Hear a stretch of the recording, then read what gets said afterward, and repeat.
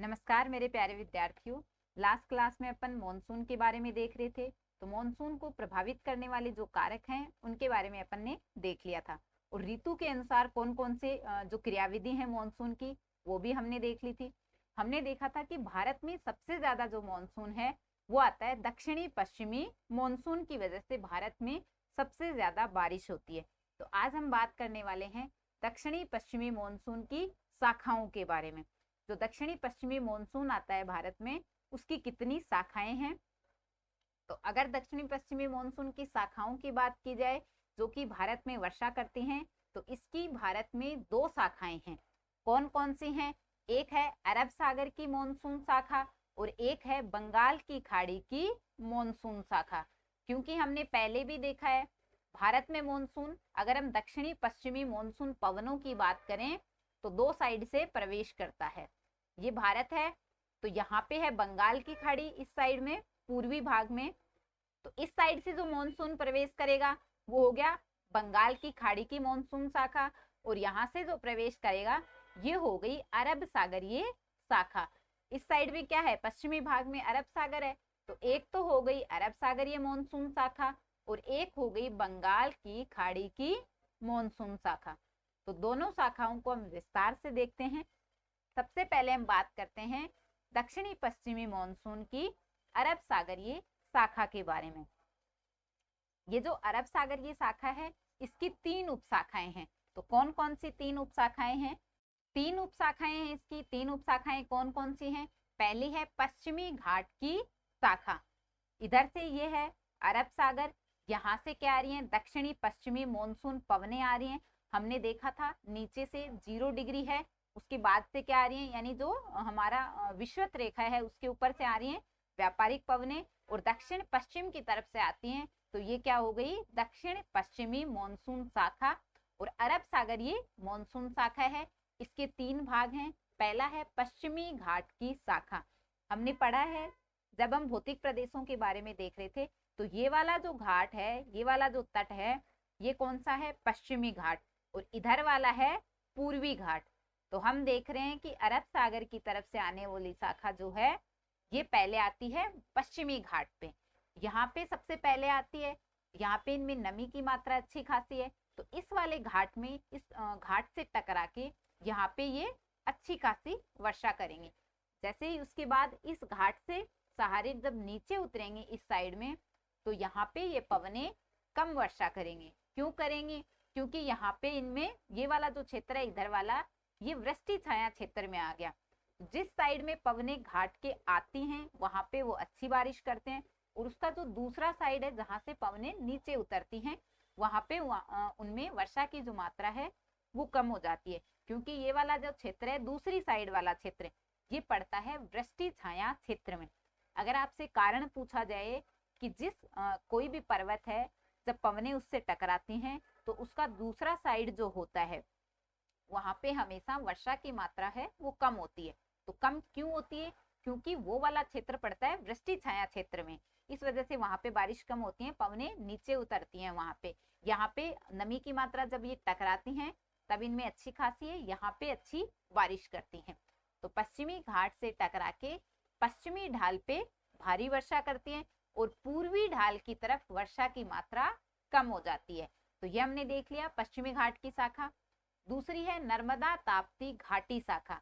तो ये वाली है नर्मदा और ताप्ती नदियां, यहाँ पे बहती हैं ताप्ती और नर्मदा नदियां। ठीक है, नर्मदा और ताप्ती नदी घाटी से होते हुए ये जो मॉनसून शाखा है ये मैदानी भाग में प्रवेश करती है, वहां से आगे चल के बंगाल की खाड़ी में मिल जाती है। तो यहाँ से पवनें आ रही हैं दक्षिणी पश्चिमी मॉनसून पवनें, यहाँ से नर्मदा और ताप्ती घाटी है, इन घाटियों के सहारे आगे चलते हुए ये पवनें इधर बंगाल की खाड़ी में मिल जाती हैं। ठीक है, तीसरी शाखा है सौराष्ट्र शाखा। ये जो शाखा है ये गुजरात से होते हुए अरावली के समानांतर जाती है और पंजाब हरियाणा में बंगाल की खाड़ी शाखा से मिलके संयुक्त रूप से वर्षा करती है। तो ये कौन से भाग में वर्षा करती है? सौराष्ट्र शाखा जो है ये करती है पंजाब और हरियाणा वाले क्षेत्र में वर्षा करती है। कैसे होती है वो हम समझ लेते हैं। जब यहाँ से ये पवनें प्रवेश कर रही हैं गुजरात वाले भाग से तो हमने देखा राजस्थान में यहाँ पे अरावली पर्वत है, तो ये जो पवनें हैं ये अरावली के समानांतर चली जाती हैं। जब इनको कोई अवरोध नहीं मिलेगा तो ये वर्षा नहीं करेंगे। जैसे ही पर्वतों से टकराती हैं तब अच्छी वर्षा करती हैं, लेकिन यहाँ पे क्या हो रहा है, इनको कोई अवरोध नहीं मिल पा रहा है, यानी कोई टकराव नहीं मिल पा रहा। अरावली के समानांतर जा रही है ऊपर, तो ये क्या करती हैं कि अरावली के समानांतर जाती हैं। और यहाँ पे इधर से हमने देखा था, अभी आगे देखने वाले हैं हम, जो बंगाल की खाड़ी की शाखाएं हैं, ये यहाँ पे है म्यांमार में अराकन योमा पर्वत। तो म्यांमार में यहाँ पे अराकन योमा पर्वत है। तो ये बंगाल की खाड़ी की जो शाखाएं हैं, जो पवने हैं, ये यहाँ से आती हैं। यही वाली दक्षिणी पश्चिमी मानसून पवने जो हैं, ये बंगाल की खाड़ी से होते हुए अराकन योमा पर्वत से टकराएंगी और टकरा के ये पवने मुड़ जाती हैं भारत की तरफ। ठीक है, यही पवने आगे चलती हैं और आगे चल के यहाँ पे ये पवने अरब सागर वाली शाखा और बंगाल की खाड़ी वाली जो शाखा है वो इस भाग में मिलती हैं और ये पवने मिलके संयुक्त रूप से पंजाब और हरियाणा वाले क्षेत्र में वर्षा करती हैं। तो हम देखते हैं, ये राजस्थान है और इसके ऊपर ये पंजाब है, यहाँ पे हरियाणा है।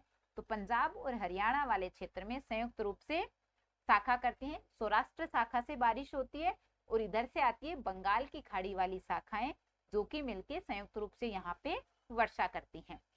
तो ये हमने अरब सागर की मॉनसून शाखा के बारे में देखा। अब हम देखते हैं बंगाल की खाड़ी की मॉनसून शाखा। अगर हम बंगाल की खाड़ी की मॉनसून शाखा की बात करें तो दक्षिणी पश्चिमी मॉनसून पवनें आ रही हैं। इनकी दिशा ये वाली होती है, इधर टकराएंगी क्योंकि इधर अरब सागर है और इधर पश्चिमी घाट से टकरा रही हैं, तो ये हो गई अरब सागरीय शाखा। जब ये पवनें ऐसे चल के इधर आगे जा रही हैं तो ये बंगाल की खाड़ी की तरफ जा रही हैं, तो ये हो गई बंगाल की खाड़ी की मॉनसून शाखा। बंगाल की खाड़ी की जो शाखा है, ये कोरोमंडल तट के समानांतर जाते हुए अराकन योमा पर्वत से टकरा के भारत की ओर मुड़ती हैं। जो अभी हमने जो चीज समझी थी उसी की बात हो रही है। ये यहाँ पे कोरोमंडल तट है, तो ये पवनें क्या करती हैं, कोरोमंडल तट के समानांतर जा रही हैं। अगर ये तट से टकरा पाती तो इस क्षेत्र में ये वर्षा करती, लेकिन ये पवनें क्या हैं, यहाँ पे टकरा नहीं रही, इस पर्वत के कोरोमंडल तट के समानांतर जा रही हैं। जैसे यहाँ पे पश्चिमी घाट पे पवनें टकरा रही थी, और टकरा रही थी इस वजह से यहाँ पे वर्षा हो रही थी। अगर ये भी पवनें समानांतर जाती तो ये वर्षा नहीं करती। तो यहाँ पे यही हो रहा है कि कोरोमंडल तट के समानांतर जा रही हैं पवनें। ये कोरोमंडल तट है और इसके समानांतर जा रही हैं। ये जो बंगाल की खाड़ी की शाखा वाली पवनें हैं, ये कोरोमंडल तट के समानांतर जा रही हैं। और आगे चल के इनको अवरोध कहाँ पे मिल रहा है, इनको अवरोध मिल रहा है यहाँ पे अराकन योमा पर्वत, जो कि म्यांमार में स्थित है। अराकन योमा पर्वत, यहाँ जाके इन पवनों को अवरोध मिलता है, तो इनसे टकराती हैं। टकरा के इन पवनों की दिशा ऐसे हो जाती है। तो ये पवनें कुछ ऊपर की तरफ जाती हैं, कुछ यहाँ पे भारत की तरफ जाती हैं। तो ये जो पवनें हैं ये टकरा के इधर भारत की ओर मुड़ जाती हैं। और जब ये पवनें यहाँ पे बंगाल की खाड़ी में ऊपर से जा रही हैं तो इनमें क्या है, नमी की मात्रा है। और ये पवनें जब भारत की तरफ मुड़ती हैं तो ये जो उत्तर पूर्वी भारत वाला क्षेत्र है, यहाँ पे इनकी वजह से अच्छी खासी बारिश होती है। तो हम बोल सकते हैं कि बंगाल की खाड़ी शाखा से उत्तर पूर्वी जो राज्य हैं वहां पे अच्छी बारिश होती है। कैसे होती है वो आपको समझ में आ गई होगी। ये पवनें आ रही हैं सीधी सीधी कोरोमंडल तट के समानांतर, अराकन योमा पर्वत से टकराती हैं, भारत की तरफ मुड़ती हैं। ये पवनें इधर जा रही हैं, तो हमने देखा कि बंगाल की खाड़ी की ऊपर से जा रही हैं, तो ऑब्वियसली इनमें नमी की मात्रा है। नमी की मात्रा है, यहाँ पर्वत से टकरा के इधर जाएंगी तो यहाँ पे ये वर्षा करेंगे। तो उत्तर पूर्वी राज्यों में बंगाल की खाड़ी शाखा की वजह से, बंगाल की खाड़ी की शाखा की जो पवनें हैं उनसे यहाँ पे वर्षा होती है। और आगे चलेंगी तो धीरे धीरे इनमें नमी की मात्रा कम हो जाएगी।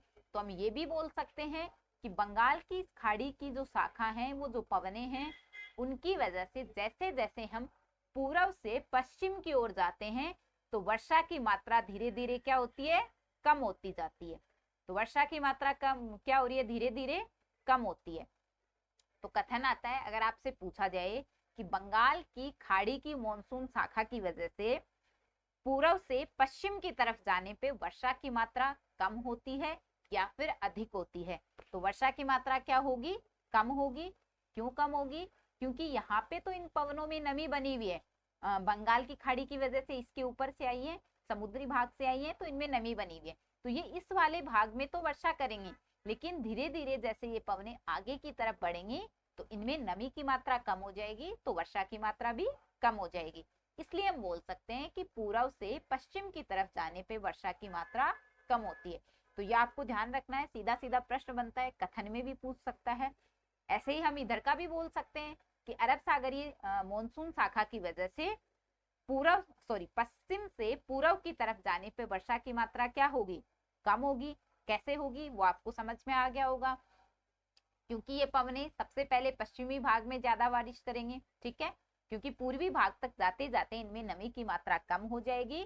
तो हम बोल सकते हैं कि अरब सागर की मॉनसून शाखा की वजह से पश्चिम से पूर्व की ओर जाने पे, भारत की हम बात कर रहे हैं, तो पश्चिमी भाग से पूर्व की तरफ जाने पे, ऐसे जाने पे, पश्चिम से पूर्व की ओर जाने पे वर्षा की मात्रा कम होती है।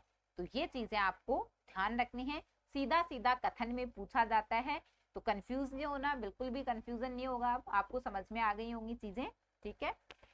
तो ये हमने देखा कि बंगाल की खाड़ी की जो शाखा है ये कोरोमंडल तट के समानांतर जाते हुए अराकनियोमा पर्वत से टकराती है और भारत की ओर मुड़ती है और आगे चल के मेघालय और असम वाले क्षेत्र में अधिक वर्षा करती है।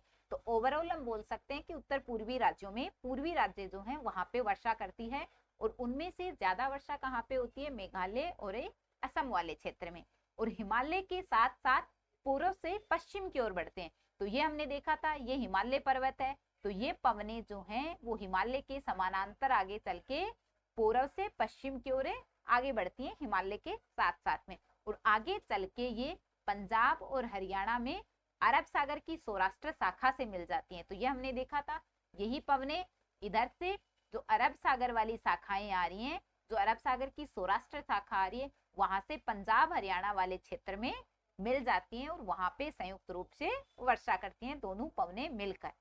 बंगाल की खाड़ी शाखा से उत्तरी और मध्य भारत में पूर्व से पश्चिम की ओर वर्षा की मात्रा कम होती जाती है। तो ये समझ में आ गया होगा कैसे बंगाल की खाड़ी शाखा से उत्तरी और अगर हम मध्य भारत की बात करें तो पूर्व से पश्चिम की ओर जाने पे वर्षा की मात्रा कम होती है। ये हमने समझ लिया क्यों कम होती है। तो ये हमने दक्षिणी पश्चिमी मानसून की दो शाखाएं थी, अरब सागरीय शाखा जिसके 3 भाग थे, पश्चिमी घाट की शाखा, नर्मदा ताप्ती घाट की शाखा और सौराष्ट्र शाखा, और दूसरी है बंगाल की खाड़ी की मानसून शाखा। अब हम देखते हैं भारत में वर्षा की क्या विशेषताएं हैं।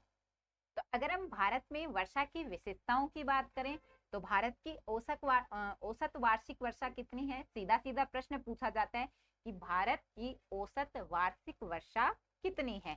तो अगर आपसे सेंटीमीटर में पूछा जाए तो 125 सेंटीमीटर है, अगर आपसे मिलीमीटर में पूछा जाए तो 1250 मिलीमीटर है, और अगर आपसे इंच में पूछा जाए तो 50 इंच है। तो ये आपको ध्यान रखना है, सीधा सीधा प्रश्न बनता है। यहाँ पे गलती क्या करते हैं कि दे रखा है 125 मिलीमीटर, क्या दे दिया, 125 मिलीमीटर दे दिया, और हमें पता है हमने ज्यादातर क्या पढ़ा होता है, 125 सेंटीमीटर हमने देखा होता है कि भारत की औसत वार्षिक वर्षा कितनी है, एक हर जगह में क्या मिलेगा 125 सेंटीमीटर, लेकिन एग्जाम में क्या होता है 125 सेंटीमीटर की बजाय 125 मिलीमीटर दे दिया जाता है।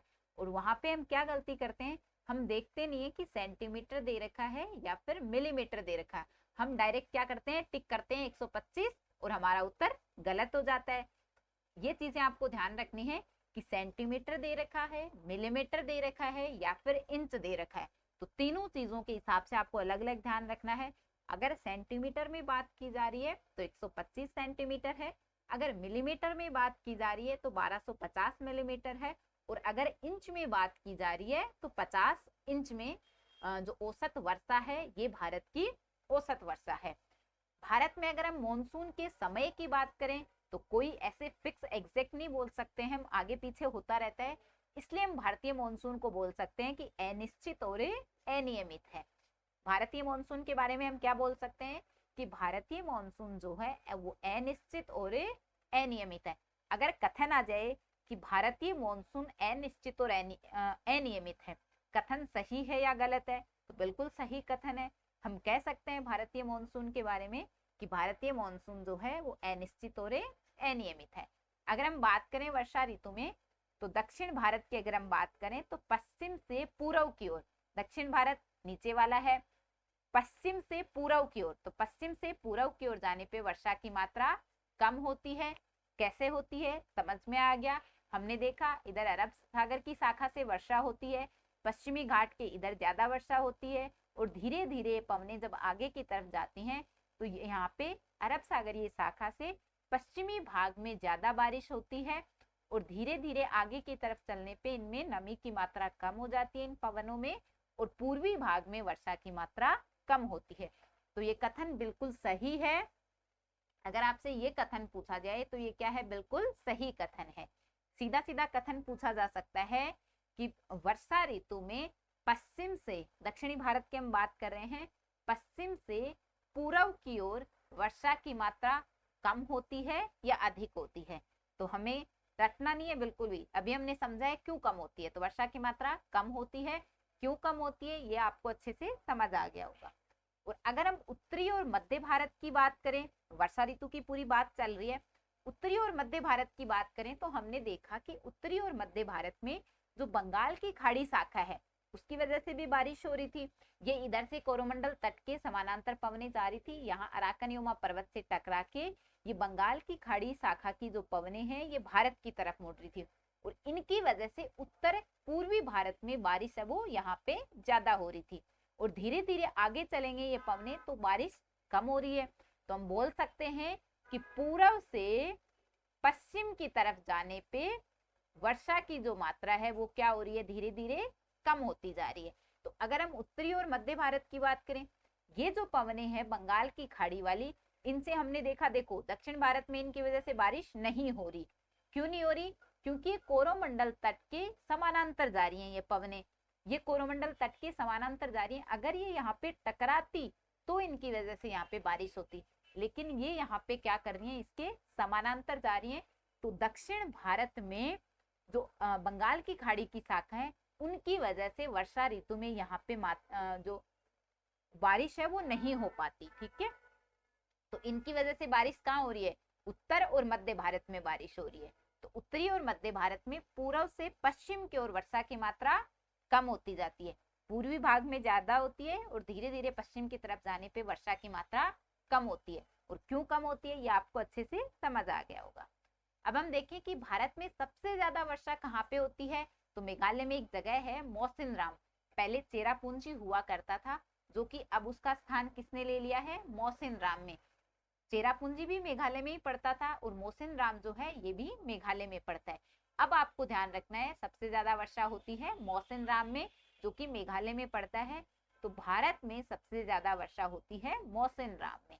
और सबसे कम वर्षा कहाँ पे होती है, तो अपने राजस्थान के जैसलमेर में जगह पड़ती है सम, पश्चिमी राजस्थान में आता है जैसलमेर। तो सबसे कम वर्षा होती है जैसलमेर के सम में, और सबसे ज्यादा वर्षा होती है मेघालय के मौसिनराम में। और अगर हम बात करें कि भारत में एक दिन में सबसे ज्यादा वर्षा वाला स्थान कौन सा है, तो ये भी मेघालय का ही एक स्थान है, तुरा स्थान। यहाँ पे एक दिन में सबसे ज्यादा वर्षा होती है। मौसिनराम जो है उसमें पूरे साल भर की बात की जाए तो सबसे ज्यादा वर्षा होती है, और एक दिन में अगर सबसे ज्यादा वर्षा होती है तो वो कौन सा स्थान है, ये भी मेघालय का ही एक स्थान है, तुरा स्थान। यहाँ पे सबसे ज्यादा, ये सीधे सीधे वन लाइनर क्वेश्चन बनेंगे तो ये आपको ध्यान रखने हैं। अगर ये कथन बन जाए कि भारत में वर्षा ऋतु के समय मॉनसून अंतराल पाया जाता है, क्या ये कथन सही है या गलत है, तो ये कथन क्या है, सही है। कैसे सही है, क्या मतलब है इस बात का वो समझते हैं। तो भारत में वर्षा ऋतु के समय मॉनसून अंतराल पाया जाता है, इसका क्या मतलब हुआ। देखो हम जब देखते हैं कि मॉनसून आया भारत में, तो ऐसे नहीं है कि लगातार बारिश हो रही है। तो मॉनसून के समय यानी वर्षा ऋतु में लगातार बारिश नहीं होती, 2 दिन बरस गया, फिर 2-3 दिन बारिश नहीं होती, गर्मी पड़ने लग जाती है, धूप पड़ने लग जाती है, फिर 2-3 दिन बारिश होती है, फिर 2-3 दिन बारिश नहीं होती, 5 दिन 10 दिन 15-20 दिन निकल जाते हैं, फिर 2-3 दिन बारिश होती है। तो ऐसे करके रुक रुक के बारिश होती है, लगातार बारिश नहीं होती, तो रुक रुक के बारिश होती है। इसलिए हम बोल सकते हैं कि भारत में वर्षा ऋतु के समय मॉनसून में अंतराल या फिर गैप पाया जाता है। तो मॉनसून में अंतराल पाया जाता है, अगर ये आपसे कथन पूछा जाए तो बिल्कुल सही कथन है। ठीक है, अब हम देखते हैं भारत में वर्षा का वितरण कैसे है। हमने अलग अलग देखा कि पश्चिमी विक्षोभ से भी भारत में वर्षा होती है, मॉनसून से पहले भी वर्षा होती है, उत्तर पूर्वी मॉनसून से भी वर्षा होती है और दक्षिणी पश्चिमी मॉनसून से भी वर्षा होती है। और ये भी हमने देखा कि सबसे ज्यादा जो वर्षा होती है वो होती है दक्षिण पश्चिमी मॉनसून से।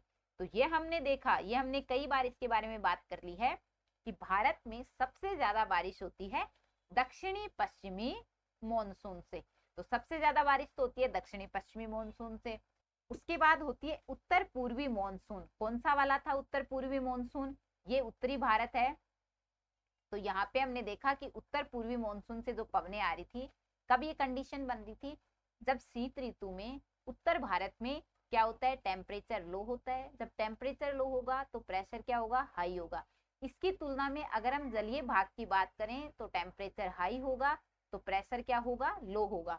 और हमने देखा कि पवनें हमेशा हाई प्रेशर से लो प्रेशर की तरफ चलते हैं।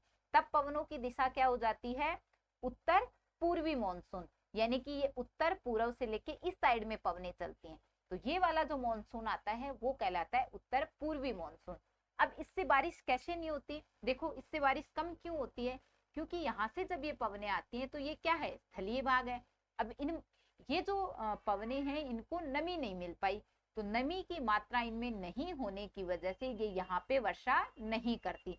लेकिन जैसे ही ये पवनें इधर आती हैं बंगाल की खाड़ी की ऊपर से, तब ये पवनें क्या करती हैं, नमी ग्रहण कर लेती हैं और यहाँ पे नीचे दक्षिण वाले भाग में, तो जैसे ये पवनें बंगाल की खाड़ी के ऊपर से आती हैं तो नमी ग्रहण कर लेती हैं और नीचे दक्षिण वाले भाग में, इधर आंध्र प्रदेश के कुछ हिस्से में, तमिलनाडु के कुछ हिस्से में, थोड़े केरल और कर्नाटका वाले कुछ भाग में ये पवनें जो हैं ये बारिश करती हैं। तो उत्तर पूर्वी मानसून या लौटते हुए मानसून से उत्तरी भारत में वर्षा नहीं हो पाती। तो इससे अगर हम पूरे भारत की बात करें तो कुल वर्षा का 12% वर्षा होती है उत्तर पूर्वी मानसून या लौटते हुए मानसून से। और दक्षिणी पश्चिमी मानसून से पूरे भारत में कितनी वर्षा होती है? तो लगभग 75% वर्षा जो होती है ये होती है दक्षिण पश्चिमी मानसून से। और मानसून से पूर्व होने वाली वर्षा है ये भारत में कितनी होती है? तो कुल वर्षा का 10% वर्षा, ये वाली वर्षा जो है राजस्थान में भी होती है। हमने देखा था इसको राजस्थान में मावट बोला जाता है। और जो उत्तर पूर्वी मानसून वर्षा है या लौटता हुआ मानसून है, क्या इससे राजस्थान में इससे वर्षा होती है या नहीं होती? ये मैंने राजस्थान की बात करी है कि मानसून पूर्व वर्षा से वर्षा जो है क्या ये राजस्थान में होती है? बिल्कुल होती है। हमने इसको मावट बोला था, तो ये वर्षा राजस्थान में होती है। क्या उत्तर पूर्वी मानसून या लौटते हुए मानसून से राजस्थान में वर्षा होती है या नहीं होती? अभी हमने कंडीशन ये वाली देखी कि इन पवनों की वजह से लौटते हुए मानसून से, उत्तर पूर्वी मानसून से ये वाली पवनें चलती हैं और इनसे वर्षा होती है। तो क्या यहाँ पे वर्षा होगी इन पवनों से? आप खुद देखो, राजस्थान इधर पड़ता है, नहीं हो पाती।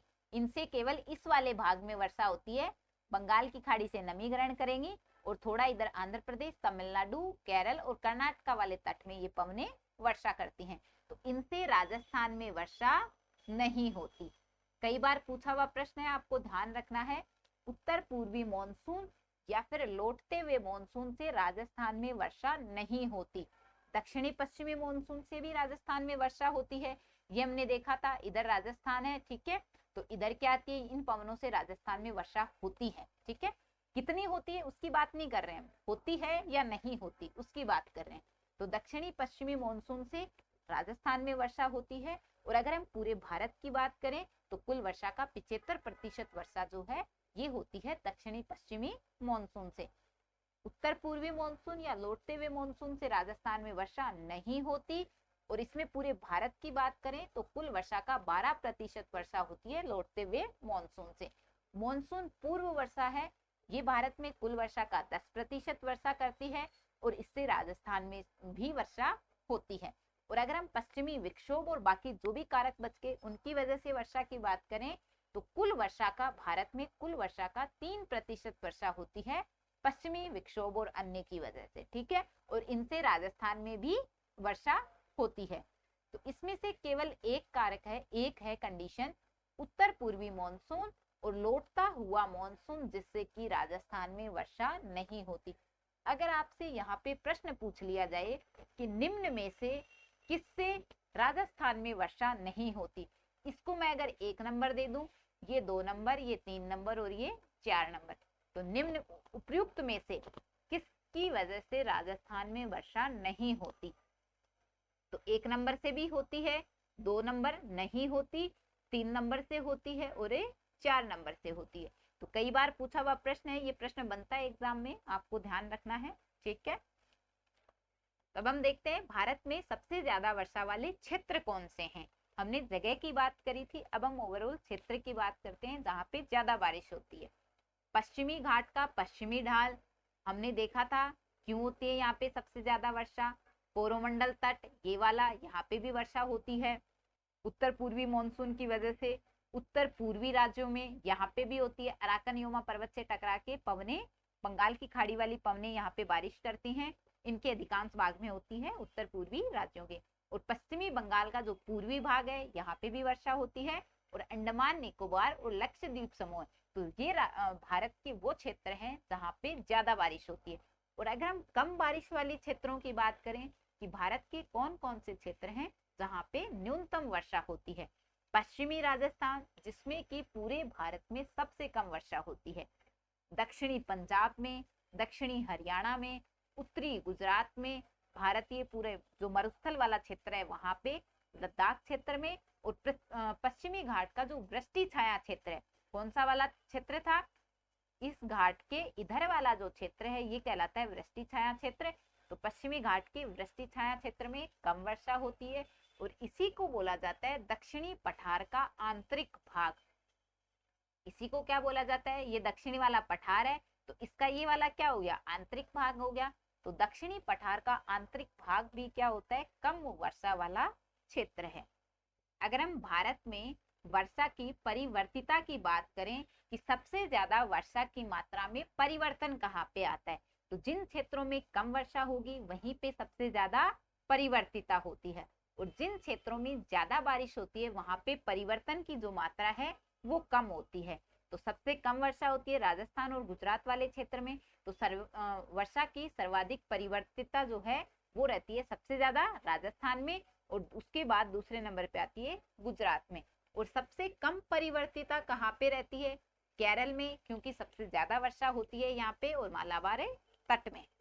अब हम देखते हैं मॉनसून प्रत्यावर्तन, मॉनसून निवर्तन या फिर मॉनसून का लौटना। तो मॉनसून भारत से कब लौटता है, अक्टूबर नवंबर वाले महीने में मॉनसून जो है वो लौटना शुरू हो जाता है। अक्टूबर महीने में लौटना शुरू हो जाता है और नवंबर तक जाते जाते मॉनसून है वो लौट जाता है। तो मॉनसून के लौटने को मॉनसून निवर्तन भी बोला जाता है और मॉनसून प्रत्यावर्तन भी बोला जाता है।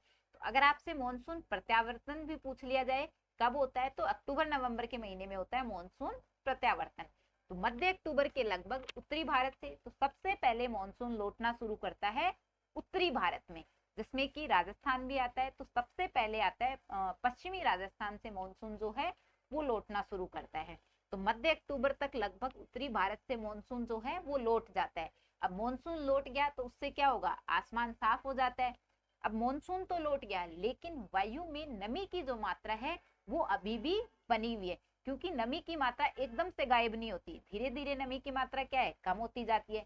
तो आसमान साफ हो गया लेकिन वायु में नमी की मात्रा अभी भी बनी हुई है, जिसकी वजह से क्या होता है, दिन में सूरज की तेज धूप की वजह से दिन में तो क्या होता है, खूब धूप होती है, अच्छी खासी धूप होती है, और साथ में क्या होता है, वायु में नमी की मात्रा भी है।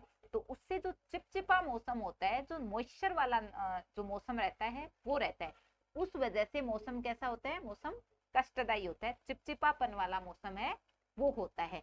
इसी को क्या बोला जाता है, कार्तिक मास की उमस या कार्तिक हीट बोला जाता है। अब इसको कार्तिक मास की उमस ही क्यों बोलते हैं, क्योंकि मध्य अक्टूबर में आप देख सकते हो लगभग कौन सा महीना रहता है, मध्य अक्टूबर में कार्तिक वाला महीना रहता है। और उस टाइम पे क्या होता है, मानसून लौट रहा होता है, तो आसमान तो साफ होता है लेकिन वायु में अभी भी नमी की मात्रा बनी हुई है, जिसकी वजह से मौसम क्या रहता है, धूप भी रहती है और साथ में चिपचिपा मौसम रहता है, उमस रहती है। उमस समझते हैं हम सब लोग, तो उमस रहती है, इसलिए इसको क्या बोल देते हैं, कार्तिक महीने की उमस।